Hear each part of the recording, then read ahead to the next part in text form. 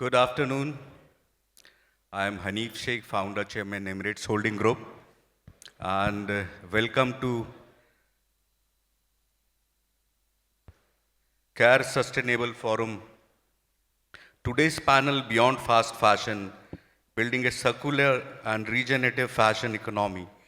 We aim to challenge old thinking and inspire new possibilities. The global fashion industry stands at a crossroads. For decades, the model has been linear, make, use, dispose.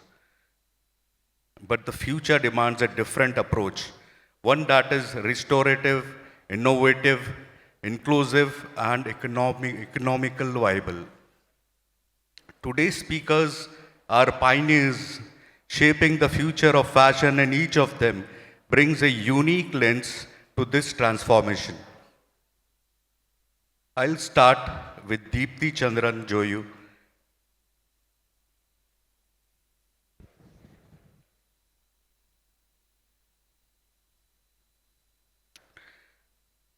Deepthi, what does designing for circularity mean in practice, and how does it influence your creative process? Hello everyone, thank you for being here. My name is Deepthi. I'm the founder of Only Ethical. We are a marketplace for sustainable fashion and lifestyle products. So we also go through a designing process. For us, circularity starts from the picking up the resources for a design at the very beginning. So we make sure that the materials that's used in the products that we sell are organic, natural, recyclable, and are not a burden to the people who's handling that material, and also not a burden to the planet when it is used, worn, discarded, etc. So, so one of the things that we take care of while designing is we make sure that when we know our audience very well, and we know what the silhouettes that work for them, and we should also know the price points that work for them, and then we go back to the drawing board and say how we can take these three things and make sure the best is available to the audience, and also keeping in mind that the production, the volume that's produced is controlled in a way that we don't have much waste to handle after the product is made, or so basically we work largely on a make-on-order concept. So what happens is when you place an order, only then the product itself is made. The resources are ready, but it's made only when we know that it is going to be sold. This way we've done, I think it's a big, it's probably not conventional. There is a longer timeline for the product to reach the customer, but we have taken all these steps to make sure the waste is controlled, and at the same time the product that reaches into the market and into the wardrobe of the people is more organic, natural, and like I said, is not a burden on people and the planet. Yeah. Correct, yes, well said. And how can designers balance aesthetics and sustainability without compromising commercial appeal? Okay, so this, I probably have to repeat myself again. It's just, like I said before, identify your audience, identify what silhouettes work for them, what materials work for them, and what is the most sustainable resources available to make sure that you are able to deliver the right product to the right customer at the right price point. Fortunately, there are a lot of options today in the market when it comes to sustainable materials. 5 years back, the only material I knew was probably organic cotton and linen. But today you have a lot of materials to help you work within the price range that you want to deliver into the market. So I think once we sort of work on these metrics, there is a commercial appeal. Sustainable fashion is normally seen as expensive, luxury, but we have actually produced products which can be sold for 350, 400, 500 dirhams, which is like a sweet price for sustainable fashion, like a full outfit set. So yeah, so I think there's a lot of opportunity today to maintain that commercial appeal. And the good news is that the industry is growing, so obviously the resources and the innovations, yeah, and the knowledge is also growing to make that appeal go bigger, get better. There are some technologies also used in it, as you suggested, materials, yeah? Yeah, so there's a lot of technology available right now, but the problem with technology is still very expensive. Many sustainable brands today are still very homegrown brands who do not have that capital or access to these technology. Imagine what the sustainable fashion brands could do if they had the access to the tech that the fast fashion brands have today, is what I always wonder. Yes, to sort of speak more on technology, there's a lot of technology today to understand what the customer is, what the trend is going to be in the next 3 months, or what kind of silhouettes will work for this day, this particular season, like Christmas is coming, what is the trend this Christmas, for this New Year, etc. And there's a lot of technology available, which a lot of fast fashion brands are using today to make sure that they can produce only what is actually required in the market, but I would say due to economies of scale, probably they are not using it in the right way. And there's also AI. We use a lot of AI today in terms of content creation and image creation for the catalogs, etc. We've also used AI for designing purposes, which has sort of helped us in the costing of the product, of the design that's made available in the market. Technology is available. Materials, like I said before, there's a lot of new materials coming. Something that's very popular trend nowadays in the sustainable fashion is Bemberg, which is like a Q-Pro fabric. It's a Japanese fabric. Amazing fabric, gives you a vegan silk feel. Hemp, linen, traditional fabrics, but amazing for this weather. Something I'm wearing today is like a hand-woven fabric made from traditional weavers in India. So there's so much going to happen in this space. I think it's just about how much we are ready to adopt it as a customer, consumer, and as a business. Yeah.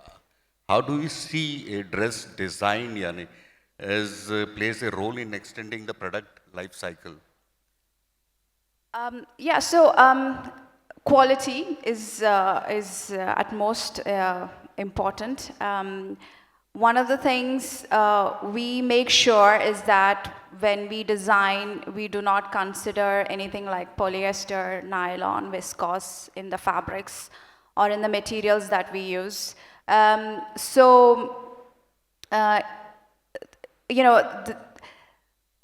reality of life is polyester is a very durable fabric. You can treat it anyways. It will live longer. It will live so long that if once it reaches the landfill, it can potentially be there for 200 years, which is not the best news. However, if you wash something like this in a washing machine, it is going to die because it's very delicate fabric. It has to be taken care the way the fabric requires it to be taken care of.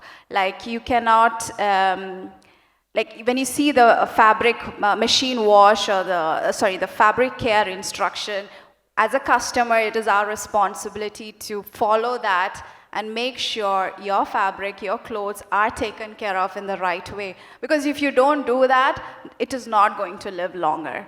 So we are obviously trying to bring new fabrics into the market, but at the same time to ensure that these products that's made from the sustainable fabrics live longer. We try to educate to the customer, see, you also have to take care of it. You cannot just use and abuse it like you do to fast fashion products. So yeah, for me, circularity is that quality, educating customers how to use the product, and also at the same time, when it goes from one wardrobe to the other wardrobe, it still holds its value. And if one day it reaches the landfill, it should sort of degrade into the environment without actually causing any additional negative impact on the planet, like how fabrics like polyester, nylon, rayon, etc. does. Yeah. Well said, Deepthi, well explained. And we move on to Ms. Ghada Rahal. After I ask the question, you can introduce yourself actually, personally. What breakthroughs in textile recycling or biomaterials give you the most hope for scalability? Thank you, and hello everyone. Thank you for joining us. Before stepping into what breakthrough in material or textile, whether we're going towards biomaterial or low carbon fiber, you need to always to get back to the basics. Think of the 10 R's of circularity. So actually, I see a lot of people in the field jump directly to recycling. Recycling is the 9th R, actually, and after it, you'll find recover. But the first R starts with refuse, and then you have rethink, and then you have reduce, repair, etc., until you reach the option of recycle. So in the previous presentation, they talked about responsibility, and this is what we need to be mindful about our choices. And I'm not saying that not to buy fashion. We love fashion. I do love fashion. I adore fashion, but it's about thinking of it as a holistic approach from the moment it gets manufactured until the moment it's sold to us, to the end users. So basically, I'm a fan of textile recycling because actually it's good, to see it as textile getting recycled into something we can use, not just a piece of cleaning cloth or a rug. And it's good that we see a lot of factories scaling up those low carbon fibers. They are still seasonal, they are still being a hype or a trend, but I would see them coming further. So breakthrough is not only in material choices, because even if you use biomaterial and you are overproducing, over-consuming, you're in the loop of waste. Well said, Ms. Ghada. And second question for you is, many sustainable materials are still expensive. How can we close the gap between innovation and affordability? Actually, I don't believe that sustainable fashion is expensive. Maybe a couple of 2 or 3 brands, I don't know, they had the sustainable tag and they were overpriced. But actually, sustainability doesn't go it goes hand in hand with business models and the profitability. And in order to make it very affordable, I believe that brands should treat suppliers as their partners, co-invest in cleaner energy, co-invest in sustainable resourcing of this material. We always need to think of the whole life cycle of this material, because sustainably sourced or sustainably driven doesn't mean it's covered how it was distributed, how it was stored at the warehouses, how people are using it. So, and you can see a lot of big brands actually going big on net zero, like Prada, Burberry, and they are well on the track for 1.5 degrees Celsius as per the latest reports. It's good to see luxury fashion also being on the track. Yes, I'll add on to that actually. We ourselves produce actually recycled jeans, jackets, and pants actually. And then every piece is exclusive, handcrafted. So there's no other piece, same design and same like that. And we have priced very high in a luxury market and it sells. Yes. So there is sustainability is also there, and fashion, high fashion. So that is the gap we are actually eliminating. Well said, actually, Ghada. One more question for you. Can you share examples where new material science has significantly reduced products' carbon or water footprint? When you say about like the most famous fabrics in the world, cotton and jeans, and then polyester, as you mentioned, because it's very durable. You see it in everything we wear, whether fast fashion or luxury fashion. So basically, there's jeans initiatives. It's under the circularity approach, and actually they tested how to recycle a jeans into another jeans, which is more durable, good quality. So such initiatives are really nice. And if we go to polyester, you can see now in the market more polyester that has higher recycle content, but actually competes on the durability and quality. And at the end of the day, we don't want to all wear the same thing and we're like on an eco-retreat. Definitely, sustainability doesn't say that or dictate that, oh, we need to wear this or that. It's all about mindful buying, mindful purchases, and it's about those brands, whether fast fashion or luxury brands, actually taking action. You can see a lot of them are on the energy transition or net zero strategy or decarbonization goals. They have reduction goals, but still they are very minimal actions. Is there any technology we can verify actually? Technology is key, and this is what I do actually. I come from the tech side. I'm a woman, so fashion is my hobby, but in the professional life, I'm a tech person.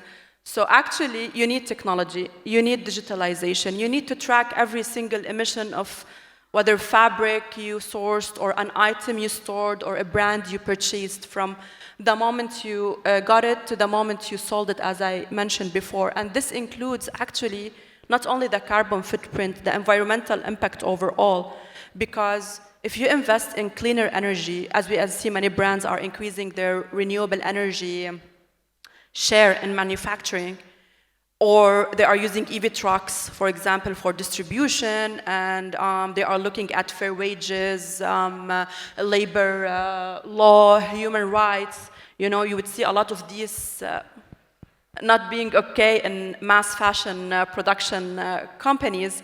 So this is where tech is very important. This is digitalization and AI will help you actually know what you are doing, because at the end of the day, what you can't measure, you can't manage, and regulations are coming. We are obliged now, for example, here to report our scope 1 and 2. Later on, maybe scope 3 will not be voluntary anymore, but we are looking even here at the multi-international brands. They are actually working more on their net zero strategy because of these regulations. And it doesn't mean that if I go sustainable, I'm not profitable, or else my CFO will fire me, you know? So they go hand in hand, business and sustainability. Thank you.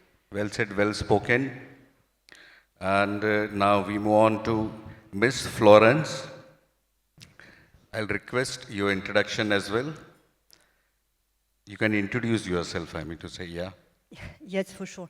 Florence Bulté, I'm the Chief Sustainability Officer of the Chalhoub Group. As you may know, Chalhoub Group is a distributor and retailer of luxury brands in the Middle East. We operate over 7 countries, employ 17,000 people, and operate over 950 stores. Wow. Can I ask you a question? How's your company shifting from a linear make, use, dispose model to a circular business model? Okay, so it all depends, obviously, of which type of industry you are in. As I was mentioning, we are retailer and distributor, so not designers. So for us, it would be looking at capturing values across the value chain. So it can be across our operations with the way we manage the waste, But it's also how we develop new circular business model, and that's a point I would like to develop now. It all started 4 years ago when we conducted a study showing that 66% of our luxury customers were ready to buy pre-loved. And that's an element we should absolutely never forget. Like, based your business model on the acceptance of the customer. So it needs to be extremely customer driven. So at that time, we developed the pre-loved concept to Level Shoes, where our customers could buy and sell luxury products online. Worked really well because we were able to control our margin. We were able to attract new customers who could buy some luxury products at a lesser cost, but keeping engaged the existing customers, because when you speak about pre-loved in luxury, you speak about vintage pieces, you speak about accessibility to capsule collection, you know, which are appealing for luxury customers. So then we knew that there was a market, and we wanted to, again, take our responsibility and accompany the growth of the market, but we didn't have any data. So we conducted a huge market research in 2023, which led to a white paper, which is available on our website, Circular Fashion Potential in the GCC. And what it shows is that specifically for the re-commerce business in the GCC, it was standing at, let's say, $4 billion in 2022, with a potential to grow to $10 billion in 2026.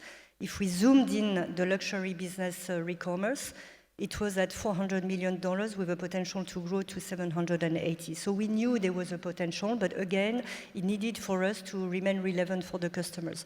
So don't want to spend too much time on it, but we launched this year Remuse, which is also a platform where our customers can buy and sell luxury products, and they're getting credits or cash back.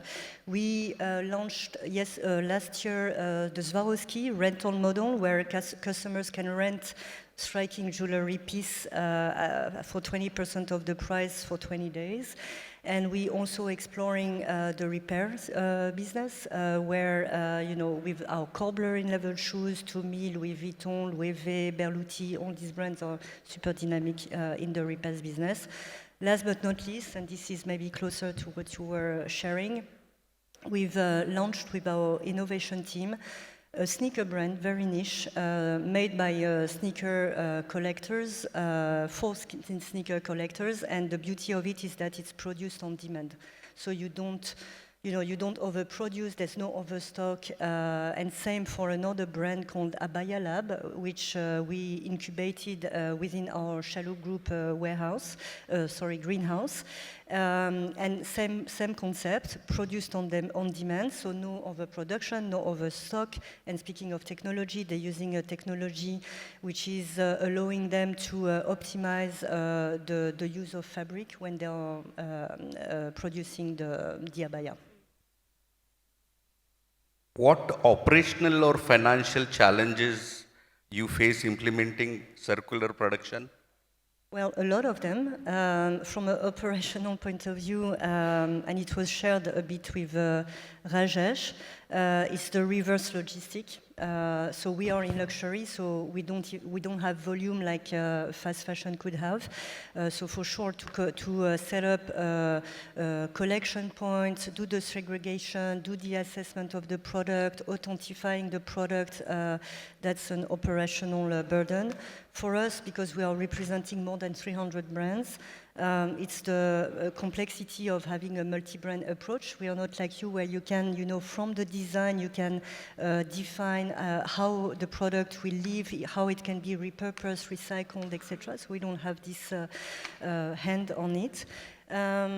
And I would say maybe operational is still the awareness of the customers and the will to participate. From a financial point of view, clearly for us it would be authentication of the products, because for our pre-loved from Level Shoes or Remuse platform to work, authentication is crucial. I mean, it's building the trust with the customers, so a lot of investment in tech. And again, reverse logistic, I would say we need to build up the volume to make the business model, profitable. Is there any business case for slowing down fashion?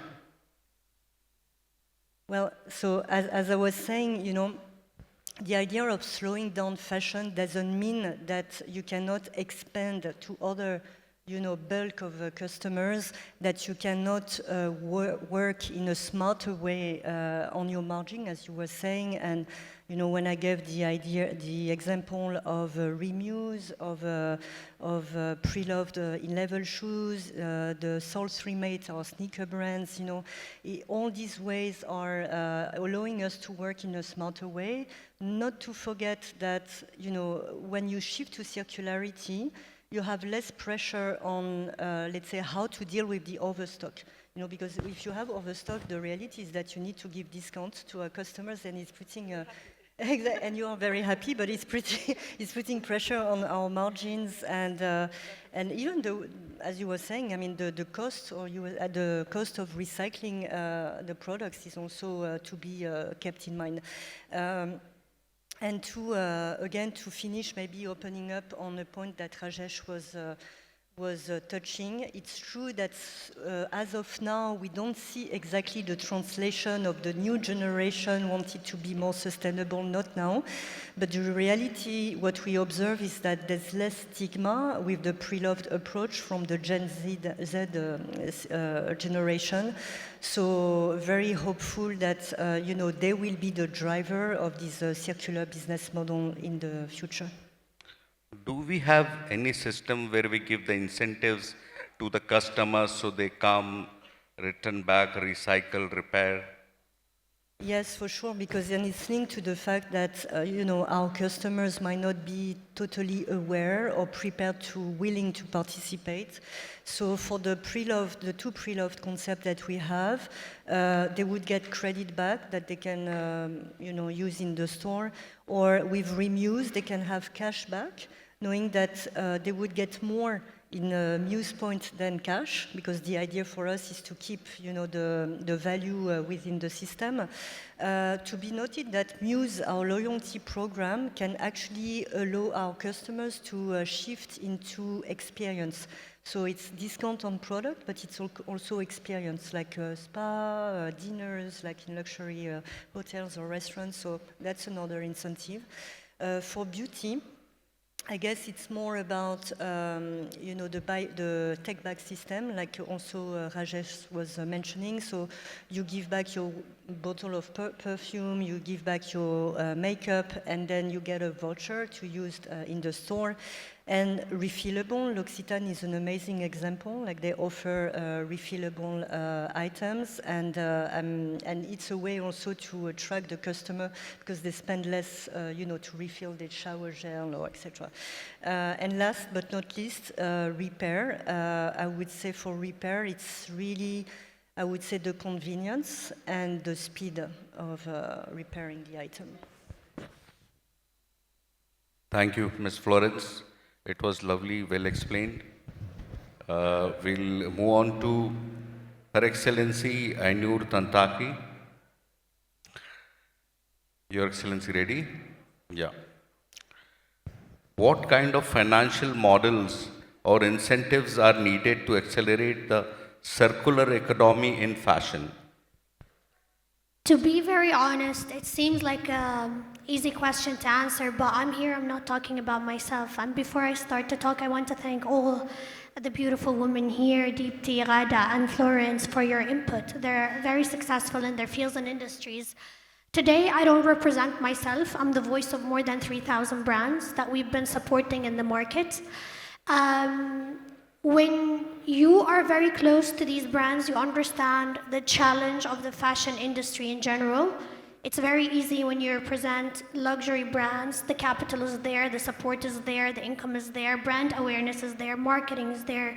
It's a very capital-heavy industry. And it's very tough. We're in communication with the Chamber of Commerce in Italy and in France and in Japan and in different countries. And what we see is that emerging and trend-setting designers, that are some of them setting the benchmark to even the bigger brands in the market. Even within the skincare industry, you see new founders that are creating really immense creative ideas and amazing products. When you're talking about sustainability in a business, like creating a brand alone is very challenging for an entrepreneur to take it to the next level and grow it and be able to compete with industry giants and sharks within the market. So again, making their products sustainable is again another requirement where they need to invest and test and try in order to reach out to a wider audience, especially when you're in the GCC, you're looking into a market where luxury and quality is really appreciated. Even you can see it in a lot of the emerging and upcoming designer brands, even Emirati and local brands, and even international brands that aim to set from Dubai and to go global from here. But it really requires a lot of money and investment, not only to build the product and to make sure your entire cycle of the product in terms of like doing the product, testing, doing the prototype of the product, doing your customer validation. And I believe Chalhoub is a great example. I'm really impressed of your SOPs in every department, your attention to detail in everything. But unfortunately, those new emerging designers and brands don't have such a platform. In order to put your brand into that kind of system machine and get the exposure and get the access, and this is what we're creating. So I just want to give a quick introduction about what we are doing. We run the UAE Leading Retail Accelerator Program, and we're here to revolutionize the retail industry, where we want to create a platform for these trendsetting brands to accelerate the growth 5 to 7 times faster. Because the fashion industry, as you can see, it's being controlled by the industry giants, massive competition, so hard to penetrate, nearly impossible, to be honest. And now looking at these thousands, hundreds of thousands of retail businesses, and I'm not only working with fashion, so everything that's within retail, whether skincare or fashion or other type of industries, they find it nearly impossible. You know, they try to participate in events and exhibitions, pitch for investment, try to grow their brand, try to be seen, try to be acquired by big groups. It is a very big challenge, and I think Dubai should be, and right now is the time for us to create that platform to grow these brands, because I do believe the future of retail is not in the big brands, without even saying names, but it's in the youth and the trend-setting brands and designers that are, very well acquainted with the recent technologies, the Gen Z trends. What do people need? If we look into, I'm sure, your data, you will see that the most successful brands are mainly being interested and bought by the Gen Zs and the new generations. Do you know what I mean? And they're the ones leading the market right now, and the future should be set for them. So before we talk even about how do we help them create more sustainable products and have the market be more aware, because to be honest, you talk about there is a huge competition when it comes to platforms that are selling cheap and people are buying, they have a huge brand awareness, their products are not sustainable, and that's a huge competition. So then you want to come and tell people buy more sustainable clothing, and you try to incentivize that. It takes a lot of time to be able to adapt that customer learning through loyalty programs or points or incentives or whatnot. But my concern is really to be able to put these businesses, like for example, like your business is a beautiful, it's called Only Ethical, for example. It's a really nice concept, and maybe brands like this should have a platform where they can get more physical store space. So, more online exposure, more support, being a part of a retail operator that can really help you set the bar and help you with your research, help you with your innovation, help you with the development of your brand if it has potential. And this is what we aim to do. So #Department Store is a leading retail accelerator program.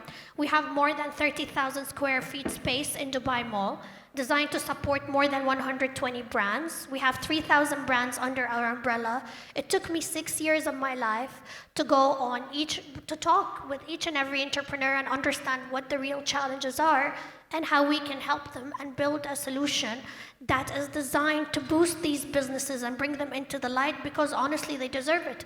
If you see the quality, I have brands from Italy, they're selling the bag at 88,000 dirhams, not because that only the quality of the material they're using, it's handmade, it's sustainable, so it's artistic, it's like a piece of art. And then you come to see these type of brands who don't have that much of exposure, but they're actually doing really well. Their product is very sustainable, yet they need that accessibility, market access. So not only now that's going to be exclusive just for you, Hanif. So we're now launching the first smart mall in the region that will be designed to support more than 300 brands. So we're scaling because the space in Dubai Mall wasn't enough for us and the demand has been increasing.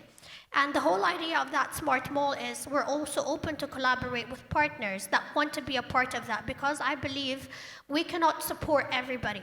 So we always need to work with big operators that can come and actually take the brands that they see that they can grow and make money out of and actually scale. Because what we do, part of our process is we gain equity in the brands that we develop and grow within the region.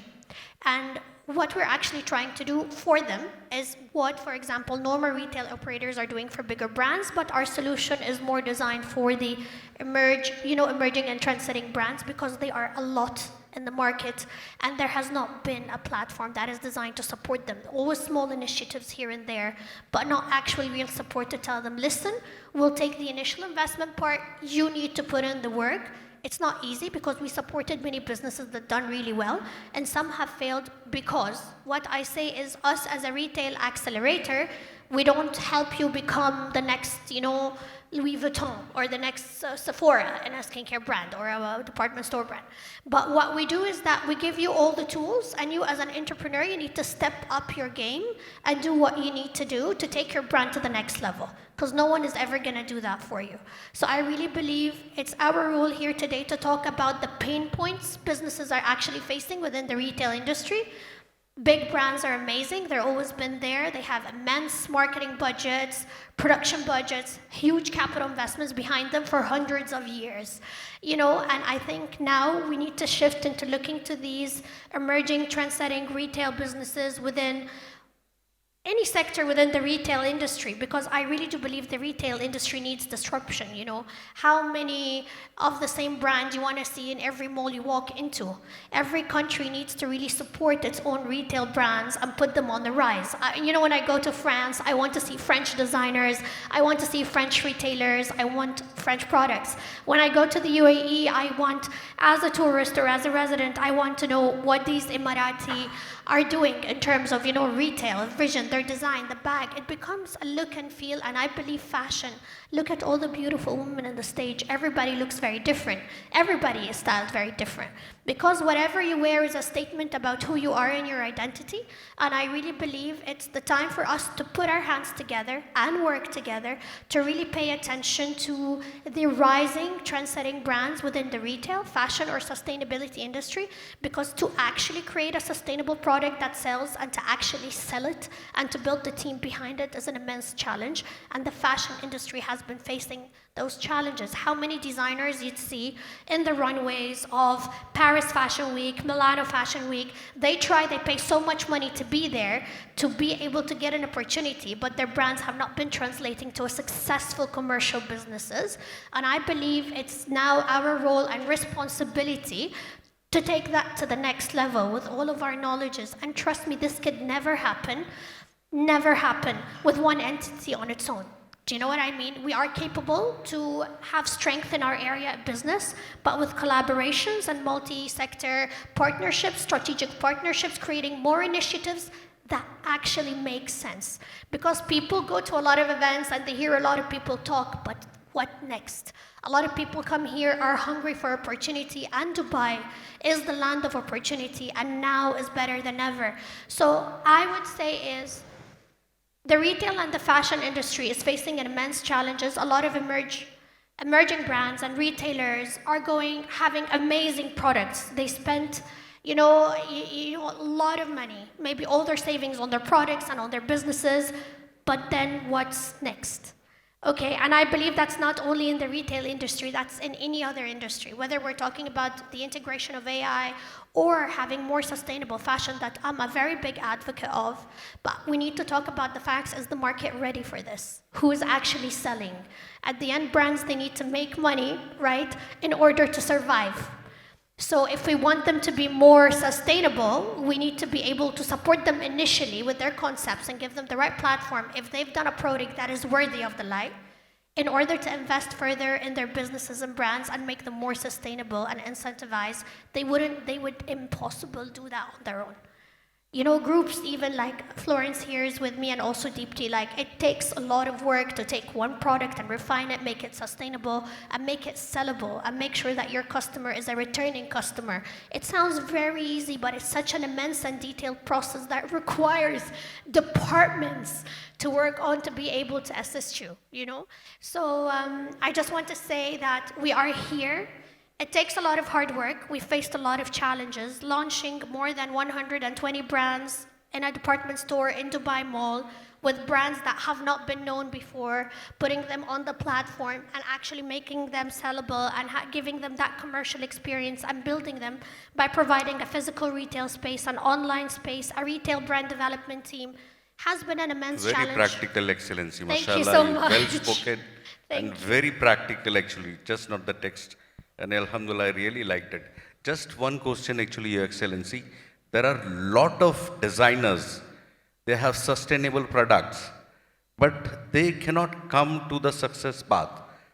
So do we have any platform we can get them on board and promote their products and get into luxury brands actually market? Actually, yes. So we exist, hashtag is a retail accelerator program. Now we're launching our AI e-commerce. We have more than 3,000 brands under our umbrella. We go through an evaluation process for these brands. We have a certain criteria for the brands. Whoever gets selected can have a physical store space, an online space with us, and also potentially have their own store at the smart mall that we're launching very soon.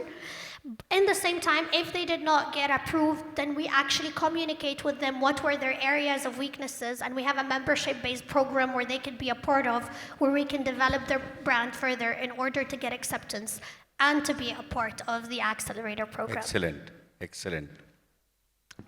Already time up actually, and I really think I had a wonderful panelist, and every one of you and even the audience, I will request to have a commitment towards sustainability and take it into practice, just not listening or having just words, practice actually sustainability. That is my advice. Thank you everyone. God bless you.